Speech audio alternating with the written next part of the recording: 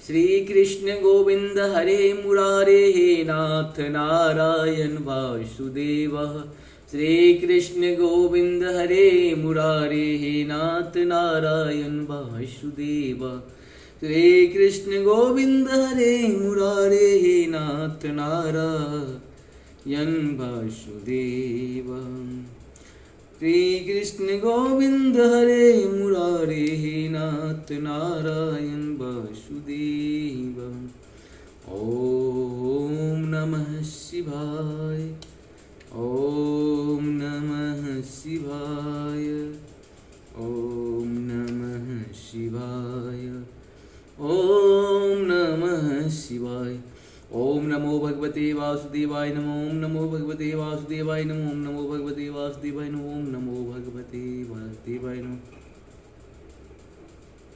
भक्त वात्सल तर प्रभु क्या अब अपने आश्रित संबंधी हम लोगों को छोड़कर जाना चाहते हैं। आप जानते हैं कि आपके चरण कमलों के अतिरिक्त हमें और किसी का सहारा नहीं है। पृथ्वी के राजाओं के तो हम यूं ही विरोधी हो गए हैं। जैसे जीव के बिना इंद्रियां शक्तिहीन हो जाती है, वैसे ही आपके दर्शन के बिना यदुवंशियों के और हमारे पुत्र पांडवों के नाम और रूप का अस्तित्व ही क्या रह जाता है। गदाधर आपके विलक्षण चरण चिन्हों से चिन्हित यह कुरु जांगल देश की भूमि आज जैसा शोभायमान हो रही है, वैसे ही आपके लिए आपके चले जाने के बाद न रहेगा। आपकी दृष्टि के प्रभाव से ही यह देश पकी हुई फसल और लता वृक्षों से समृद्ध हो रहा है। ये वन पर्वत नदी और समुद्र भी आपकी दृष्टि से ही वृद्धि को प्राप्त हो रहे हैं। आप विश्व के स्वामी हैं, विश्व के आत्मा है और विश्व रूप है। यदुवंशियों और पांडवों में मेरी बड़ी ममता हो गई है। आप कृपा करके स्वजनों के साथ जोड़े हुए इस स्नेह का दृढ़ फांसी को काट दीजिए। श्री कृष्ण जैसे गंगा की अखंड धारा समुद्र में गिरती रहती है, वैसे ही मेरी बुद्धि किसी दूसरी ओर न जाकर आप से ही निरंतर प्रेम करती रहे। श्री कृष्ण अर्जुन के प्यारे सखा यदुवंश शिरोमणे, आप पृथ्वी के भार रूप राजवेशधारी दैत्यों को जलाने के लिए अग्नि स्वरूप हैं। आपकी शक्ति अनंत है गोविंद। आपका यह अवतार गौ ब्राह्मण और देवताओं का दुख मिटाने के लिए ही है। योगेश्वर चराचर के गुरु भगवान, मैं आपको नमस्कार करता हूँ। सूत जी कहते हैं, इस प्रकार कुंती ने बड़े मधुर शब्दों में भगवान की अधिकांश लीलाओं का वर्णन किया। यह सब सुनकर भगवान श्री कृष्ण अपनी माया से उसे मोहित करते हुए से मंद मंद मुस्कुराने लगे। उन्होंने कुंती से कह दिया, अच्छा ठीक है। और रथ के स्थान में से वे हस्तिनापुर लौट आए। वहाँ कुंती और सुभद्रा आदि देवियों से विदा लेकर जब वे जाने लगे, तब राजा युधिष्ठिर बड़े प्रेम से उन्हें रोक लिया। राजा युधिष्ठिर को अपने भाई बंधुओं के मारे जाने का बड़ा शोक हो रहा था। भगवान की लीलाओं का मर्म जानने वाले व्यास आदि महर्षियों ने और स्वयं अद्भुत चरित्र करने वाले भगवान श्री कृष्ण ने भी अनेकों इतिहास कहकर उन्हें समझाने की बहुत चेष्टा की, परंतु उन्हें सांत्वना न मिली, उनका शोक न मिटा।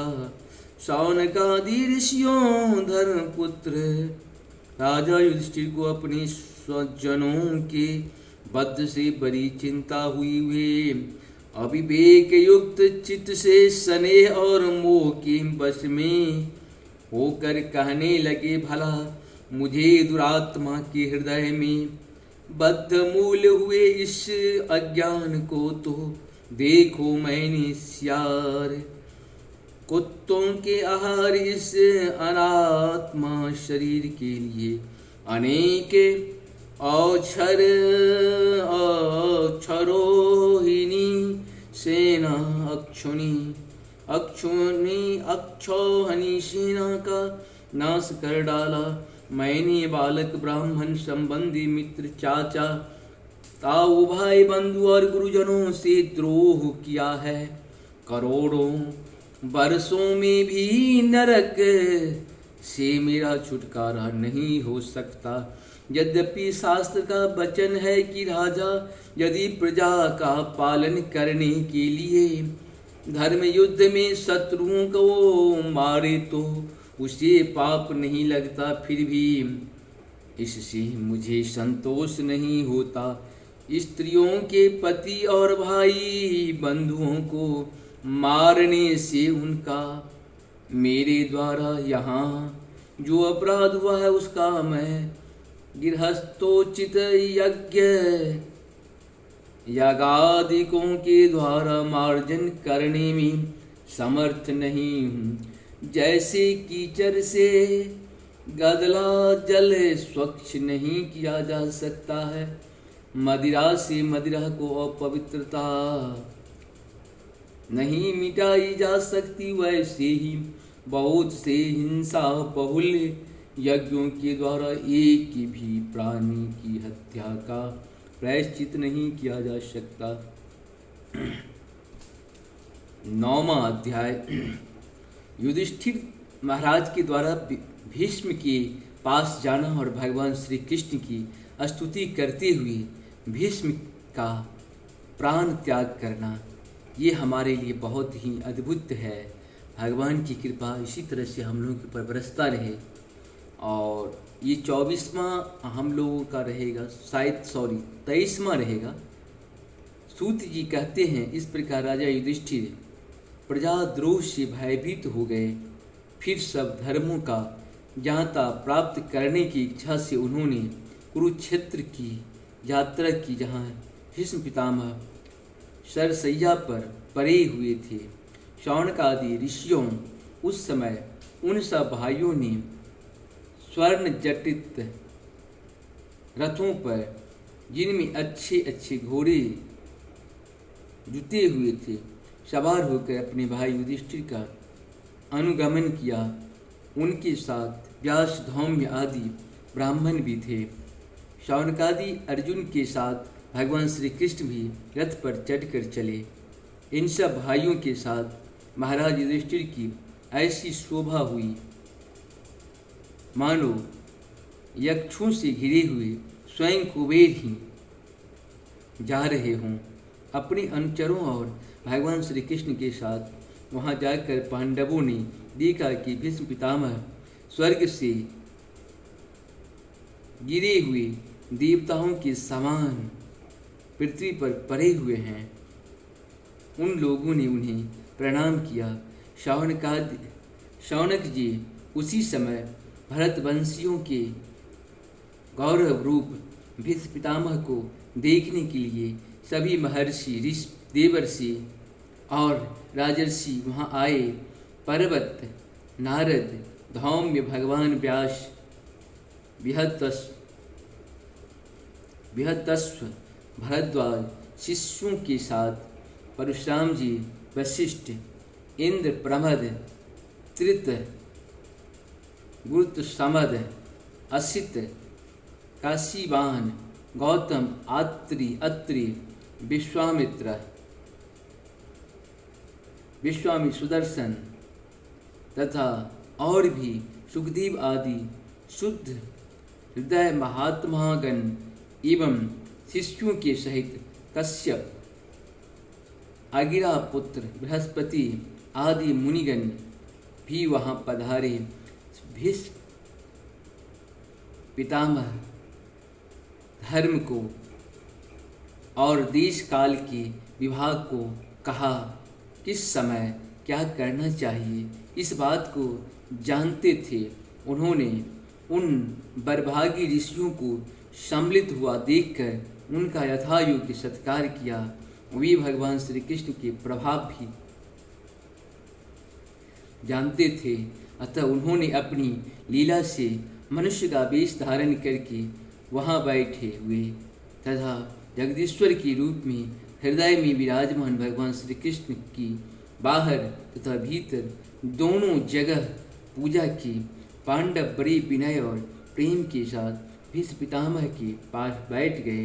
उन्हें देखकर भीष्म पितामह की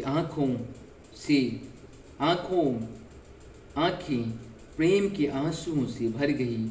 उन्होंने उनसे कहा, धर्मपुत्रों, हाय, यह बड़े कष्ट और अन्याय की बात है कि तुम लोगों को ब्राह्मण धर्म और भगवान के आश्रित रहने पर भी इतने कष्ट के साथ जीना पड़ा,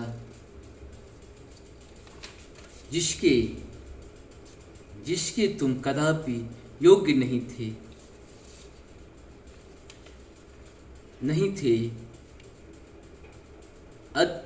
अतिरथी पांडवों की मृत्यु के समय तुम्हारी अवस्था बहुत छोटी थी।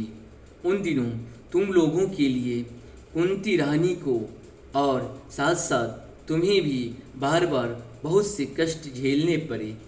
जिस प्रकार बादल वायु के वश में रहते हैं, वैसे ही लोकपालों के सहित सारा संसार काल भगवान के अधीन है।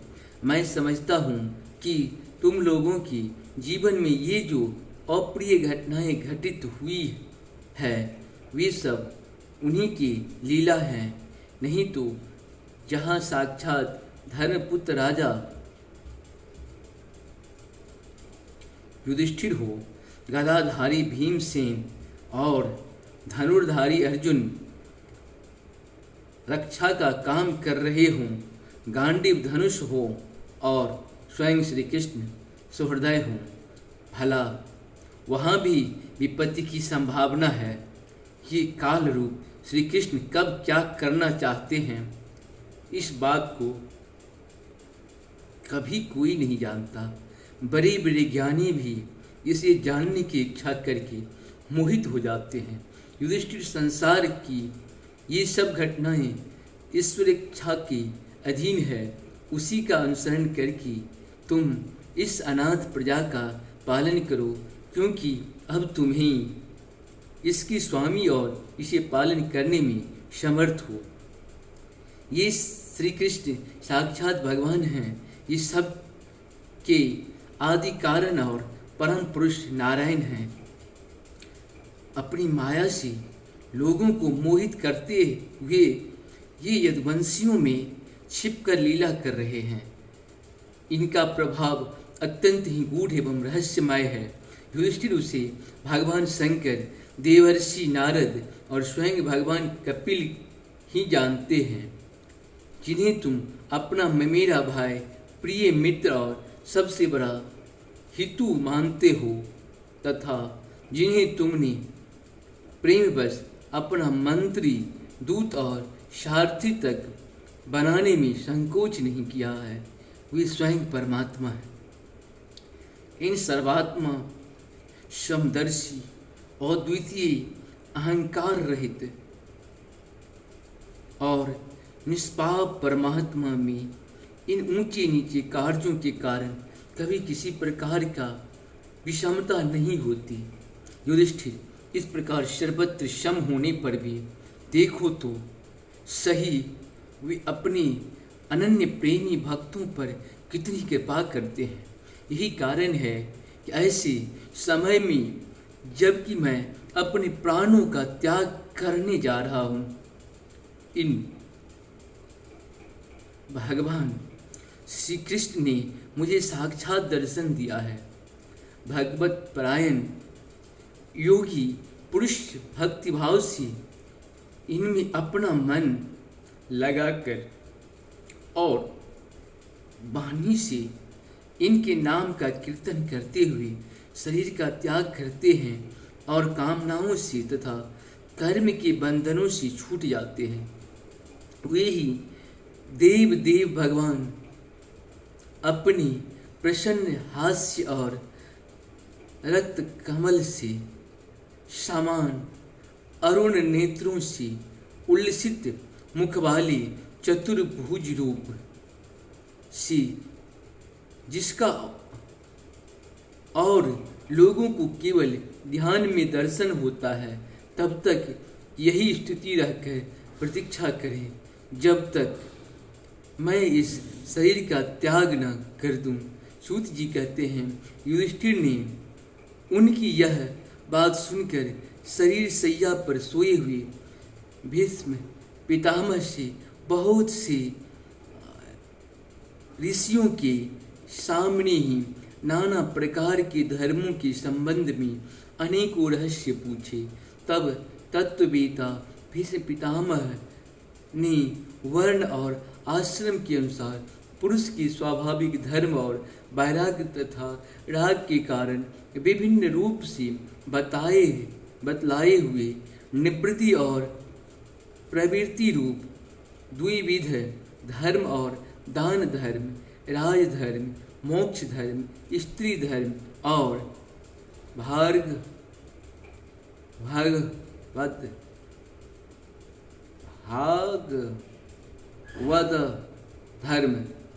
धर्म इन सब का अलग अलग संक्षेप और विस्तार से वर्णन किया।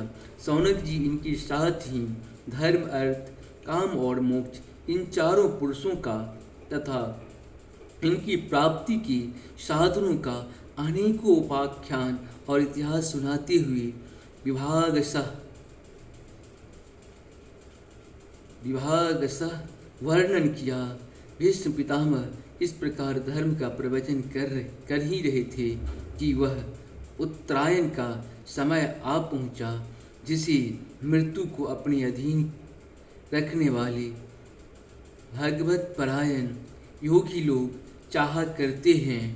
उस समय हजारों रथियों के नेता भीष्म पितामह ने वाणी का संयम करके मन को सब ओर से हटाकर अपने सामने स्थित आदि पुरुष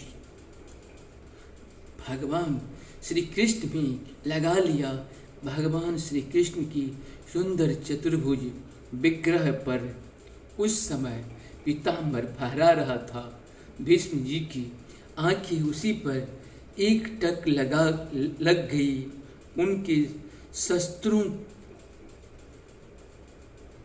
शस्त्रों की चोट से जो पीड़ा हो रही थी, वह तो भगवान के दर्शन मात्र से ही तुरंत दूर हो गई तथा भगवान की विशुद्ध धारणा से उनके जो कुछ अशुभ शेष थे वे सभी नष्ट हो गए।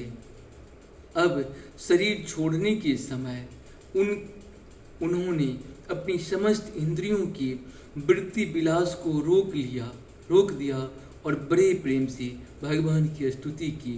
भीष्म जी ने कहा, अब मृत्यु के समय मैं अपनी यह बुद्धि जो अपने अनेक प्रकार के साधनों का अनुष्ठान करने से अत्यंत शुद्ध और कामना रहित हो गया है, यदुवंशी शिरोमणि अनंत भगवान श्री कृष्ण के चरणों में समर्पित करता हूँ, जो सदा सर्वदा अपने आनंदमय स्वरूप में स्थित रहते हुए ही कभी विहार करने की लीला करने की इच्छा से प्रकृति को स्वीकार कर लेते हैं, जिससे यह सृष्टि परंपरा चलती है। जिनका शरीर त्रिभुवन सुंदर एवं श्याम तमाल के समान श्यामला है, जिस पर सूर्य रश्मियों के समान श्रेष्ठ पीताम्बर लहराता रहता है और कमल सदृश मुख पर घुंघराले अलके लटकती रहती है। उन अर्जुन सखा श्री कृष्ण में मेरी निष्कपट प्रीति हो। मुझे युद्ध के समय की उनकी यह विलक्षण छवि याद आती है। उनके मुख पर लहराती हुई घुंघराले बाल घोड़ों की टाप की धूल से मटमैले हो गए थे और पसीने की छोटी छोटी बूंदें शोभायमान हो रही थी। मैं अपने तीखे बाणों से उनकी त्वचा को बीध रहा था। उन सुंदर कवच मंडित भगवान श्री कृष्ण के प्रति मेरा शरीर, अंतःकरण, आत्मा समर्पित हो जाए।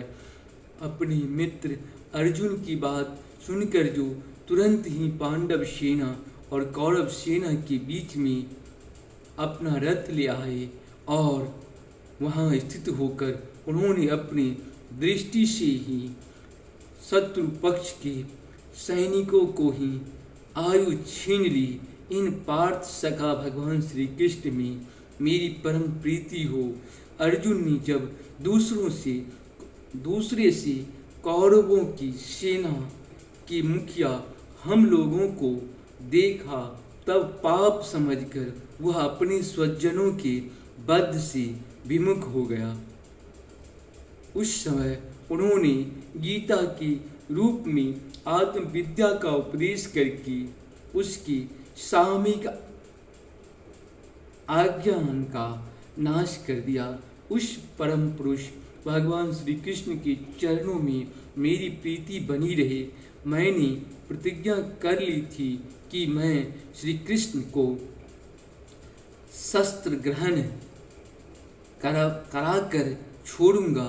उसी सत्य एवं ऊंची करने के लिए उन्होंने अपनी शस्त्र ग्रहण न करने की प्रतिज्ञा तोड़ दी।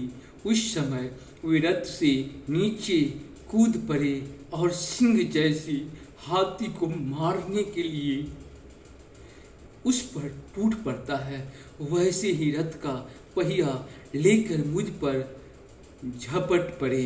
उस समय वे इतने वेग में दौड़े कि उनके कंधे का दुपट्टा गिर गया और पृथ्वी कांपने लगी। मुझ आताइया ने तीखे बाण मार मार कर उनके शरीर का कवच तोड़ डाला था, जिससे सारा शरीर लहूलुहान हो रहा था।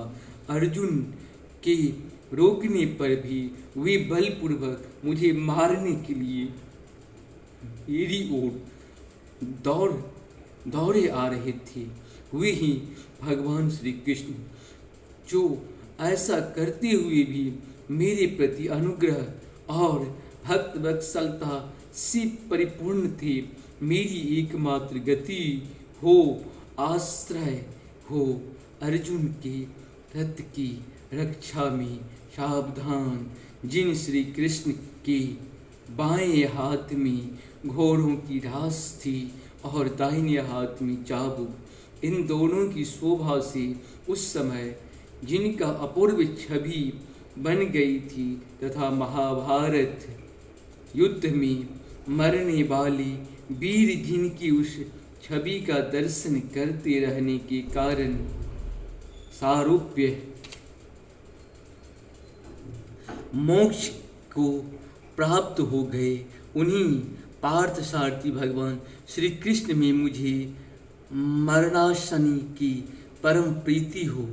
जिनकी लठ किली सुंदर चाल, हाव भावयुक्त चेष्टाएं, मधुर मुस्कान और प्रेम भरी चितवन से अत्यंत सम्मानित गोपियां रास लीला में उनकी अंतर्ध्यान हो जाने पर प्रेमाद से मतवाली होकर जिनकी लीलाओं का अनुसरण करके तन्मय हो गई थी, उन्हीं भगवान श्री कृष्ण में मेरा परम प्रेम हो।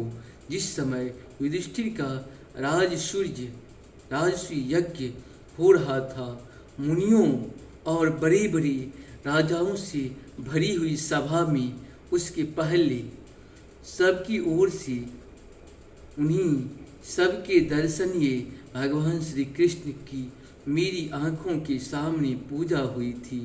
हुए ही सबके आत्मा प्रभु आज उस मृत्यु के समय मेरे सामने खड़े हैं। जैसे एक ही सूर्य अनेक आँखों से अनेक रूपों में दिखते हैं, वैसे ही अजन्मा भगवान श्री कृष्ण अपने ही द्वारा रचित अनेक शरीरधारियों की हृदय में अनेक रूप से जान पड़ते हैं। वास्तव में वे एक ही वास्तव में तो वे एक और सबके हृदय में विराजमान हैं ही। उन्हीं इन भगवान श्री कृष्ण को मैं भेद भ्रम से रहित होकर प्राप्त हो गया हूँ। इस तरह से हम लोग का ये पूर्ण हुआ। आप सबों को बहुत बहुत धन्यवाद। प्रभु की कृपा आप लोगों की इसी तरह से बरसता रहे। और नमस्कार, जय हिंद, जय भारत में आप सबों का स्वागत है। हर हर महादेव। जय हो प्रभु, धन्य हो प्रभु। हर हर महादेव। जय हो।